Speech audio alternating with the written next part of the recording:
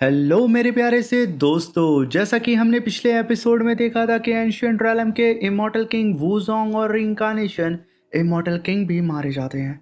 और रिंकार्नेशन immortal king को मारने वाला गद्दार एंसेस्टर गू था। और वहीं पे गॉडेस लियो की जो आखिरी सोल का टुकड़ा होता है जो कि इन सबको बचाने आया था, वो भी ख़त्म हो चुका था शी हाओ के उस छोटे से ब्लड क्लोन के साथ में।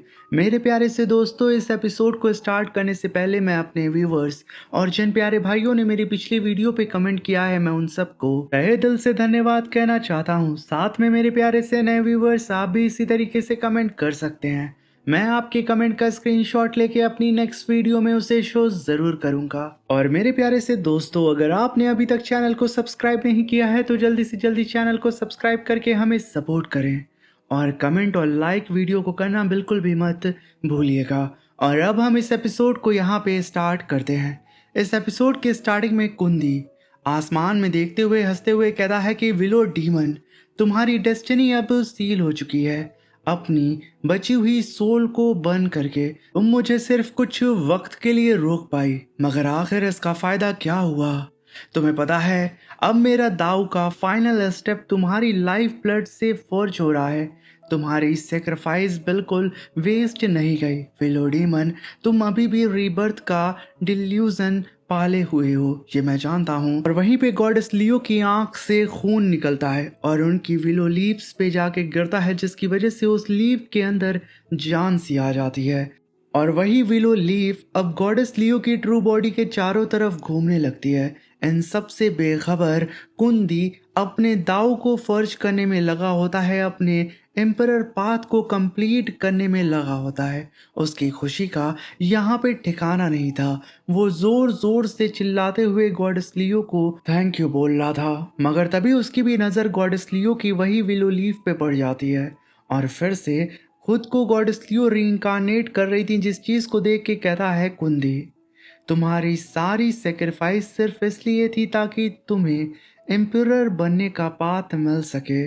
वेलोडीमन, इतनी बड़ी बड़ी बातें करने के बाद तुम और मुझ में आखिर डिफरेंस ही क्या रह गया है?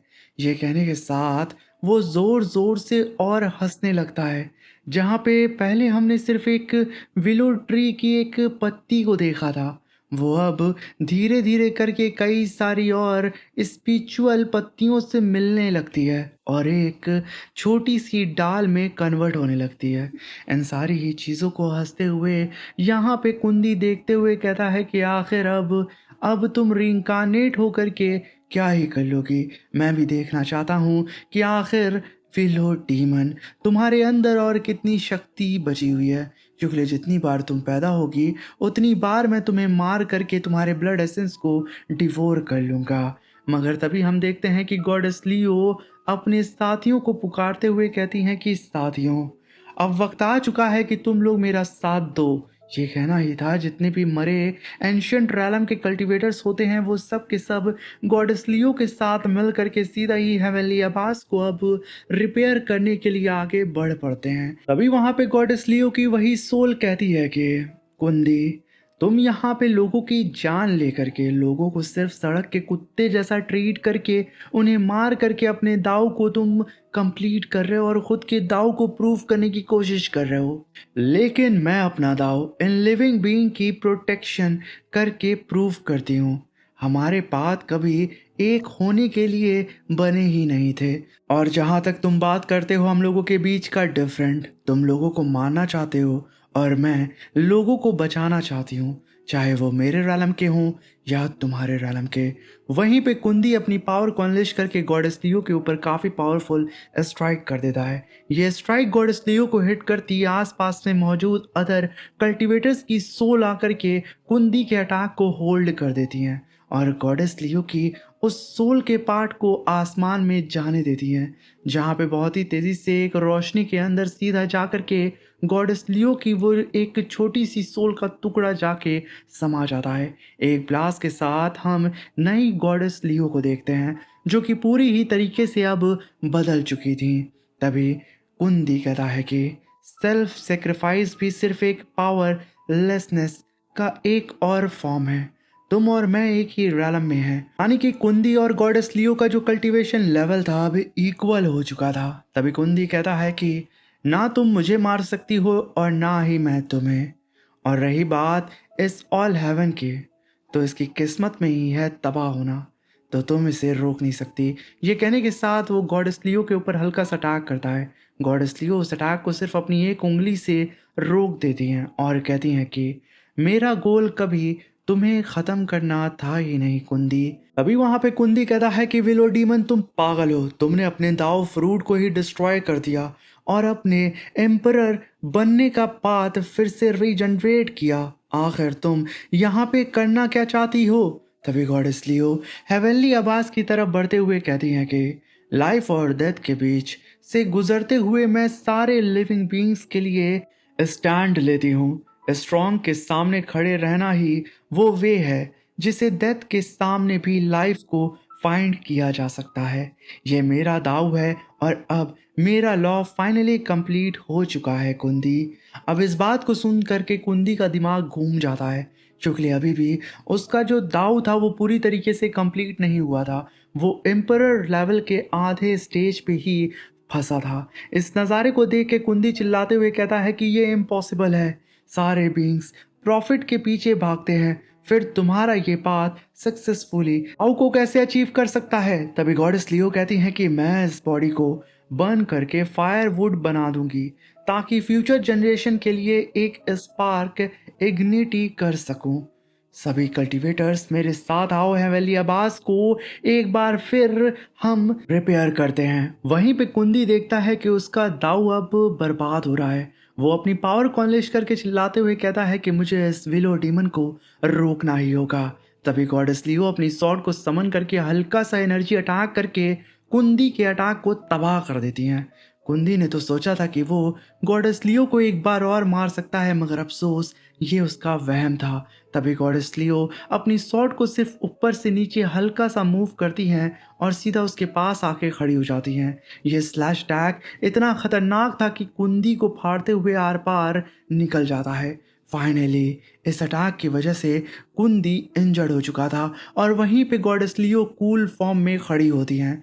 तभी वहां पे कुंदी अपने लॉर्ड की सॉर्ड को समन करके कहता है कि मुझे बस गॉडेस लियो को मारना है और मेरा दाव कंप्लीट हो जाएगा। ये कहने के साथ वो कहता है कि मेरे लॉर्ड की सॉर्ड ये स्पेस एंड टाइम में एंडलेस रिपल क्रिएट कर सकती है और काउंटलेस कार्मिक टाइस को ट्रिगर कर सकती है। ये कहने के साथ वो आसमान को चीरते हुए टाइम रिवर को क्रिएट करता है और वहाँ से बहुत ही तेज़ी से उड़ते हुए भागने लगता है। तभी उसके सामने अचानक शी हाउ अपीयर हो जाता है। अब उसे देख करके कुंदी कहता है कि ग्रैंड सेक्रीफाइस तो कंप्लीट नहीं हुई है, मगर मुझे 1000 मौके मिलेंगे। मगर मैंने कभी सोचा नहीं था कि फ्यूचर रैलम जिसका दाव पूरी तरीके से बर्बाद हो चुका है, आखिर कोई किंग से एम्परर लेवल तक खुद को प्रमोट कैसे कर सकता है। तभी शियाओ उसकी तरफ बढ़ते हुए कहता है कि तुमने स्पेस टाइम के फ्लो को डिस्टर्ब करके जो केओस क्रिएट किया है, मैं उस केओस को कट करके दोबारा सब कुछ नॉर्मल ऑर्डर में लाऊंगा। ये कहने के साथ शीहाओ अपना पहला कदम रखते हुए कहता है कि एक स्टेप, एक पूरा एरा और एक थॉट इटर्निटी को डिफाइन करता है। सिर्फ एक वर्ड के साथ मैं हेवन एंड अर्थ को अपनी बात को मनाने पे मजबूर कर सकता हूँ। वहीं पे कुंदी को शीहाओ के बचपन की हल्की सी झलक नजर आती है, मगर पलक झपकते अब शीहाओ उसकी आंखों के सामने खड़ा हो चुका था। तभी शीहाओ अपनी सॉर्ड को लहराते हुए सीधा ही कुंदी के ऊपर काफी पावरफुल स्लैश टैग कर देता है।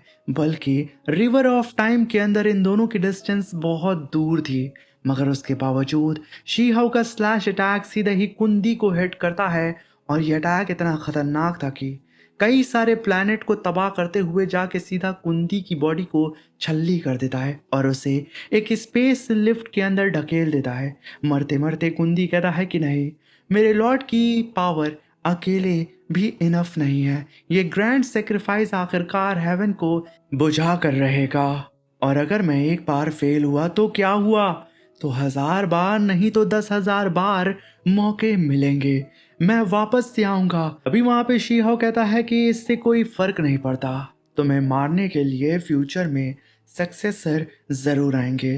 तभी हम देखते हैं कि कुंदी की बॉडी इरेज हो जाती है और उसने जितना भी रायता फैलाया था शी हाउ ने वो सब कुछ सही कर दिया था। हेवनली अब्बास अब पूरी ही तरीके से एंशियंट रैलम का रिपेयर हो जाता है। तभी रिवर ऑफ टाइम के ऊपर शी हाउ को गॉडेस लियो नजर आती हैं, जहाँ पे गॉडेस लियो कहती हैं कि बिल्कुल वैसे ही जैसे मैंने सोचा था, तुम और मैं स्पेस टाइम के पार भी एक ऐसे अनब्रेकेबल बॉन्ड से जुड़े हुए हैं जिसे कोई तोड़ नहीं सकता है। तभी शीहाओ के हाथ में गॉडेस लियो की एक विलो ट्री आती है और शीहाओ कहता है कि गॉडेस लियो, आखिर मैं आपको फिर से देख पा रहा हूँ। तभी गॉडेस लियो कहती हैं कि शीहाओ, जब तुम स्पेस एंड टाइम को सही कर दोगे, तब जो हम दोनों के बीच ये मीटिंग हुई है वो हिस्ट्री में एग्जिस्ट ही नहीं करेगी। मतलब तुम मुझे दोबारा याद करके भी डायरेक्टली मुझसे मिल नहीं पाओगे और हमारा दाव, सेक्रीफाइस और विल हमारी फ्यूचर जनरेशन तक पहुंच चुकी है।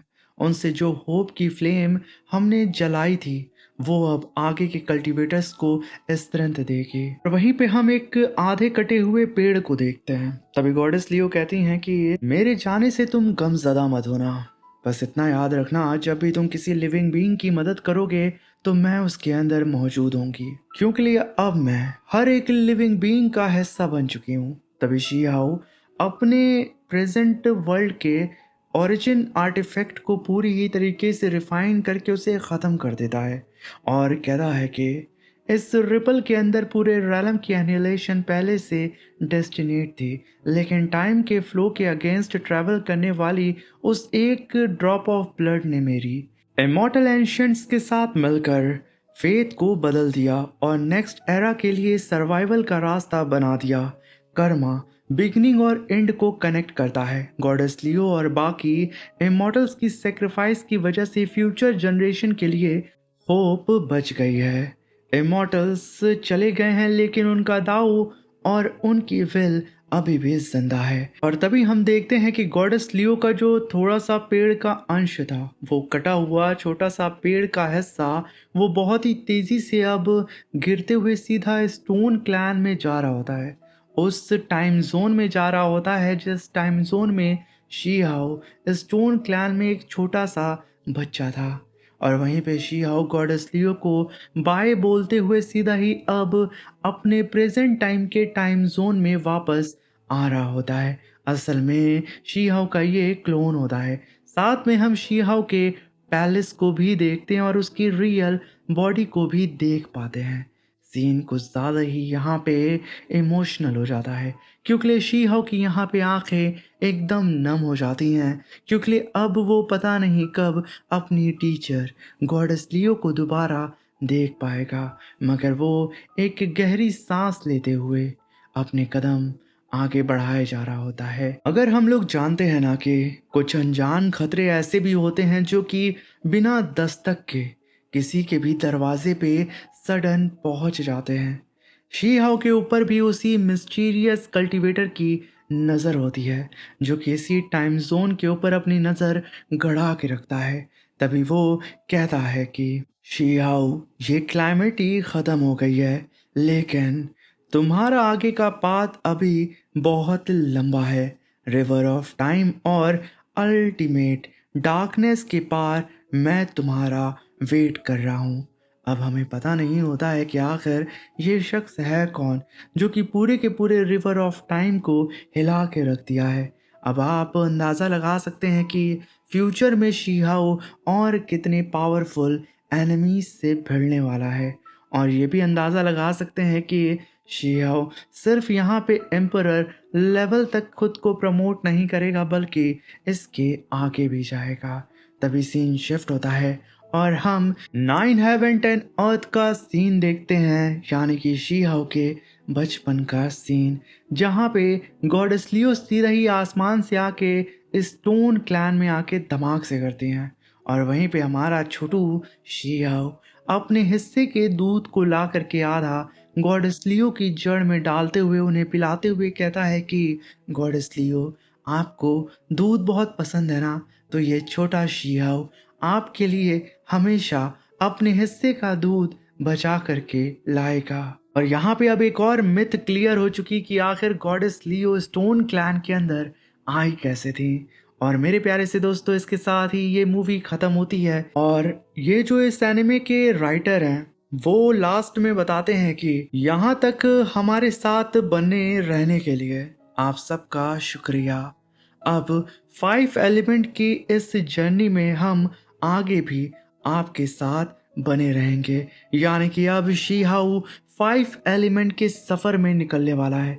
अब ये 5 एलिमेंट का सफ़र क्या हो सकता है, गेस करके कमेंट बॉक्स में ज़रूर बताइएगा। और इसी के साथ इस मूवी का आखिरी पार्ट यहाँ पे ख़त्म होता है। Thank you for watching, bye bye, take care.